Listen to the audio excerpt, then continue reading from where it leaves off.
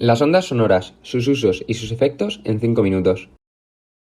¿Alguna vez os habíais parado a pensar qué es el sonido? Pues el sonido es una vibración que se propaga como una onda acústica a través de un medio de transmisión, como un gas, líquido o sólido, o más fácil, el aire. Pero, ¿alguna vez habías pensado en las consecuencias que puede llegar a causar al percibirlo? Pues bien, el sonido es invisible pero no inofensivo, y es por ello que cuando envejecemos perdemos capacidad auditiva, aunque como sucede de forma gradual y este tipo de pérdida suele ser leve, es posible que ni nos demos cuenta.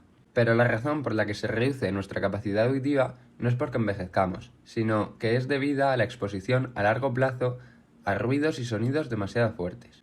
Y aquí es donde entra el concepto de contaminación acústica. La Organización Mundial de la Salud define como ruido cualquier sonido superior a los 65 decibelios. En concreto, dicho ruido se vuelve dañino si supera los 75 y doloroso a partir de los 120. Gracias a estos datos podemos analizar las fuentes de sonido de la vida cotidiana y clasificarlas entre contaminantes y no contaminantes. Por ejemplo, en esta imagen las amarillas y naranjas son no contaminantes, mientras que las rojas son contaminantes. Aunque también podemos apreciar que una persona con un nivel de audición normal no debería someterse al ruido que produce el tráfico de una ciudad durante 20 horas semanales, ya que supera los 80 decibelios. Pero, ¿y para qué no pueden ser útiles estas ondas sonoras? Las ondas sonoras son ondas expansivas que se transmiten en forma de onda esférica y que son el fundamento de muchos instrumentos que tienen una gran utilidad, como el sonar, el radar y las ecografías, entre otros.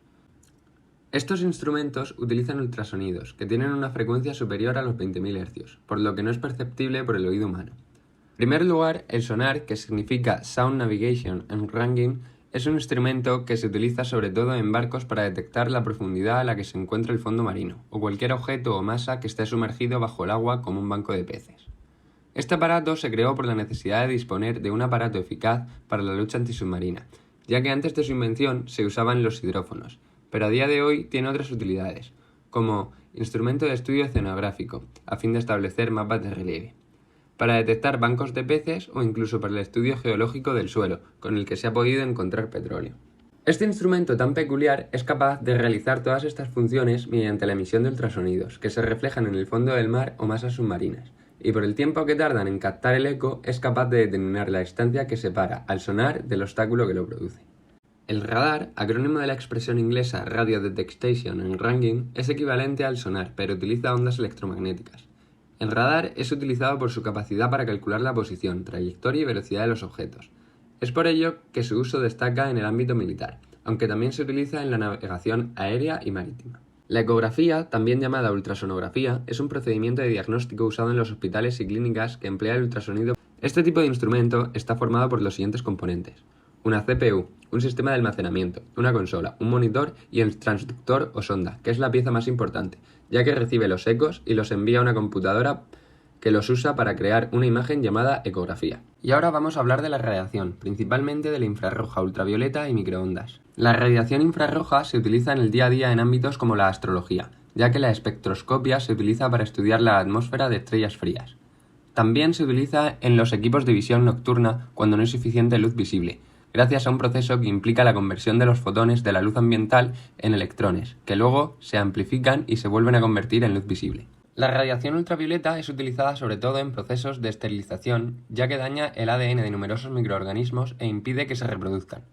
De esta manera, pueden eliminar bacterias, virus y hongos sin dejar residuos. La radiación microondas no es simplemente la que transmite este electrodoméstico, sino que se le denomina microondas a las ondas electromagnéticas entre 300 MHz y 300 GHz, que se utiliza para la construcción de dispositivos de guía de onda llamados fontaneros, que actualmente se utilizan en teléfonos móviles, receptores GPS o dispositivos médicos.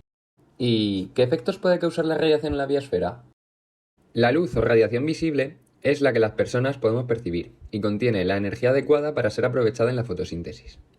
La radiación ultravioleta produce efectos en los seres vivos debido a que es altamente mutagénica, es decir, daña el ADN deformando la cadena. Pero hay 3 tipos de radiación ultravioleta: la A, la B y la C. Y sobre todo la B es necesaria en cantidades moderadas para los seres vivos, ya que permite la síntesis de la vitamina D en la piel. La radiación de alta energía, como los rayos X, los rayos gamma o las partículas alfa, pueden dañar el ADN. El exceso de las radiaciones produce en los humanos efectos en la piel, como irritación, arrugas, pérdida de elasticidad, manchas, cáncer o incluso afecciones a nivel ocular. Y esto es todo por hoy.